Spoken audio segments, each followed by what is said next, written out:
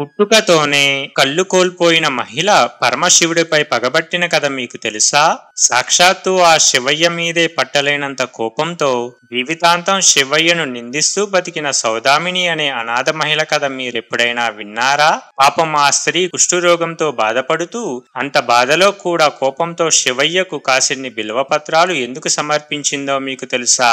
జీవితాంతం శివయ్యను నిందిస్తూ బతికిన ఆ మహిళకు చనిపోయిన తరువాత శివుడి దర్శనం ఎలా కలిగిందో వినే ముందు ఆదిశక్తి ఛానల్ ను సబ్స్క్రైబ్ చేసుకోండి ప్లీజ్. మహాశివ పురాణం ప్రకారం సౌదామిని అనే పాప పుట్టుకతోనే కళ్ళు లేకుండా జన్మిస్తుంది. ఆ కష్టం చాలదన్నట్టు ఆ చిన్నారిపై విధి ఆడిన వింత నాటకంలో తన తల్లిదండ్రులను కోల్పోతుంది. అంతు చిక్కని రోగంతో చనిపోయిన తల్లిదండ్రుల వల్ల ఈ లోకంలో ఇక తనకు దిక్కెవరూ లేకుండా పోయింది. మొదటి నుంచి సౌదామిని తల్లిదండ్రులు శివభక్తులు.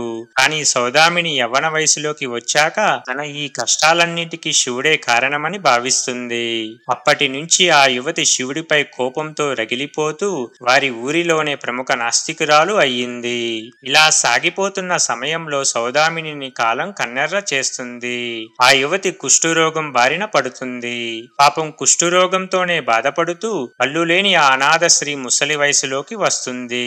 ఇక తనకు కుష్ఠురోగం వచ్చినప్పటి నుంచి ఆ శివుడే ఇదంతా చేశాడని భావిస్తూ రోజు శివుడిని తలచుకుంటూ నిందిస్తూ జీవితాన్ని వెల్లదీస్తూ ఉండేది. ఆ సమయంలోనే తన బద్ధశత్రువుకు ప్రీతిపాత్రమైన మహాశివరాత్రి పర్వదినం వస్తుంది. అప్పుడే శివయ్యను నిలదీయాలని చూసిన ఆ ముసలావిడకు ఊహించని పరిణామం ఎదురవుతుంది. కుష్ఠురోగంతో బాధపడుతూ బాగా ముసలి వయసులోకి వచ్చిన సౌదామిని ఇవే తన చివరి రోజులు అని భావిస్తుంది. ఆ సమయంలో చిన్నప్పటి నుంచి భరించిన కష్టాలన్నిటికీ ఎలా అయినా శివయ్య గుడిలో శివయ్యను ప్రశ్నించాలి అని భావిస్తుంది.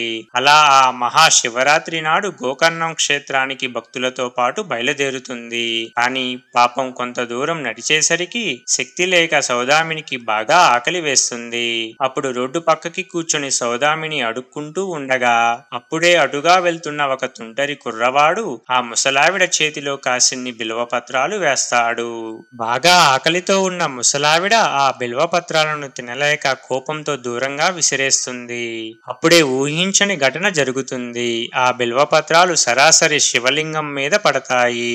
ఇక ఆ శివరాత్రి రోజంతా బాగా ఆకలితో రాత్రంతా నిద్ర పట్టక అలాగే మెలకువతో ఉండి ముసలావిడ చనిపోతుంది.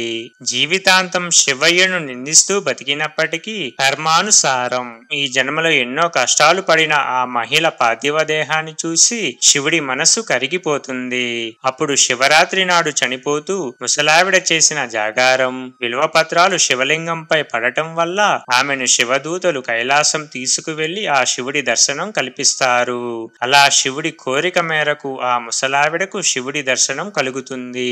జీవితాంతం తనపై కోపంతో బతికినప్పటికీ మహిళపై ఏమాత్రం కోప్పడకుండా శివయ్య తన దర్శనం కల్పించిన కథ పూర్తిగా విన్నందుకు భోళాశంకరయ్య మిమ్మల్ని చల్లగా చూడాలని ఆదిశక్తి తెలుగు స్టోరీస్ ఫ్యామిలీ కోరుకుంటోంది.